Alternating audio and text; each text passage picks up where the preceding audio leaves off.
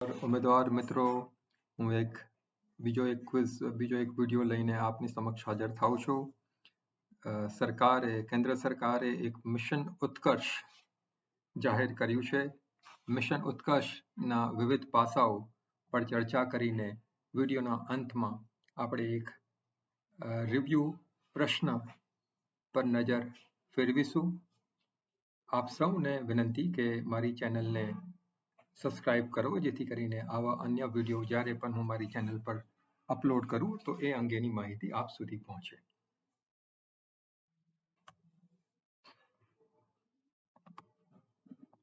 ઉત્કર્ષ કેન્દ્રએ આયુર્વેદનો ઉપયોગ કરીને કિશોરીઓના પોષણ સુધારવા માટે એક પહેલ શરૂ કરી છે.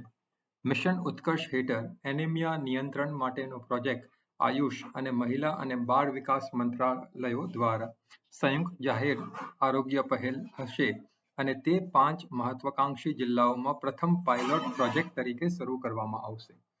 બંને મંત્રાલયોએ યોજના માટે MOU પર હસ્તાક્ષર કર્યા છે.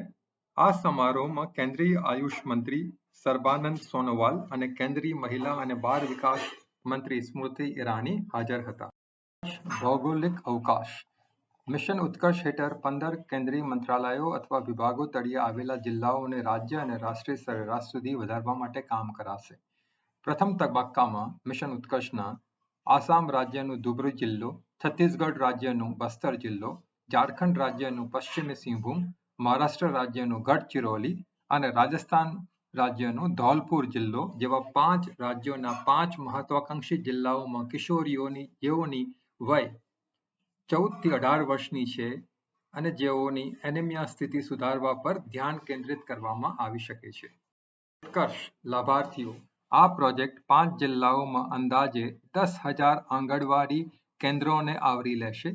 એનિમિયાગ્રસ્ત જિલ્લાઓમાં અંદાજે 95,000 કિશોરીઓના પોષણમાં સુધારો કરવાનો ઉદ્દેશ છે. કેન્દ્રીય મંત્રી સ્મૃતિ ઈરાનીએ જણાવ્યું હતું કે ICMR જેવી સંસ્થાઓના પુરાવાઓ દ્વારા સમર્પિત આયુષ પ્રણાલી એનિમિયાનો સામનો કરવા માટે ખર્ચ અસરકારક ઉકેલ પ્રદાન કરશે, જે અત્યાર સુધી વિશ્વમાં અજાણ હતા. આ સાથે આપણે હવે આજનો પ્રશ્ન પર આપણું ધ્યાન કેન્દ્રિત કરીએ. પ્રશ્ન: નીચે આપેલા મિશન ઉત્કર્ષ સંબંધિત નિવેદનો વિશે વિચારો. પહેલું, મિશન ઉત્કર્ષ કિશોરીઓમાં પોષણ સુધારવા માટે એક પહેલ છે. બીજું, પહેલા તબક્કામાં 6 જિલ્લાનો સમાવેશ કરાયો છે. ઉપરોક્ત નિવેદનોમાંથી કયા સાચા છે?